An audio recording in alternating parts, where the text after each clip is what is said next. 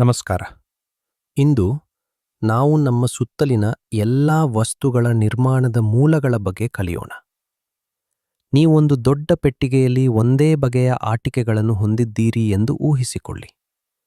ಇವುಗಳನ್ನು ಮೂಲ ವಸ್ತುಗಳು ಎಂದು ಕರೆಯುತ್ತಾರೆ. ಒಂದು ಪರಮಾಣು ಮೂಲ ವಸ್ತುವಿನ ಅತಿ ಚಿಕ್ಕ ಭಾಗವಾಗಿದೆ. ಮೂಲ ವಸ್ತುಗಳು ಕೇವಲ ಒಂದೇ ಬಗೆಯ ಪರಮಾಣುಗಳಿಂದ ಮಾಡಲ್ಪಟ್ಟ ಶುದ್ಧ ವಸ್ತುಗಳು.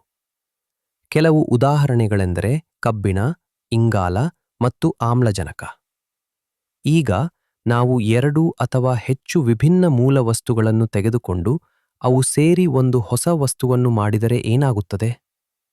ಅದೇ ಸಂಯುಕ್ತ.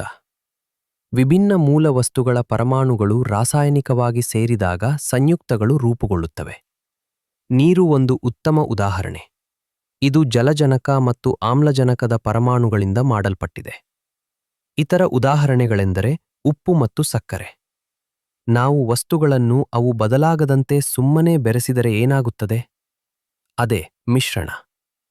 ಮಿಶ್ರಣಗಳಲ್ಲಿ ವಸ್ತುಗಳು ಭೌತಿಕವಾಗಿ ಬೆರೆತಿರುತ್ತವೆ, ಆದರೆ ಹೊಸದನ್ನು ಮಾಡಲು ಸೇರಿಕೊಳ್ಳುವುದಿಲ್ಲ. ಮರಳು ಮತ್ತು ನೀರನ್ನು ಒಟ್ಟಿಗೆ ಬೆರೆಸಿರುವುದರ ಬಗ್ಗೆ ಯೋಚಿಸಿ. ನೀವು ಇನ್ನೂ ಮರಳು ಮತ್ತು ನೀರನ್ನು ನೋಡಬಹುದು. ಗಾಳಿಯು ವಿವಿಧ ಅನಿಲಗಳ ಮಿಶ್ರಣವಾಗಿದೆ. ನೀವು ಮೂಲ ವಸ್ತುಗಳನ್ನು ಸುಲಭವಾಗಿ ಮರಳಿ ಪಡೆಯಬಹುದು.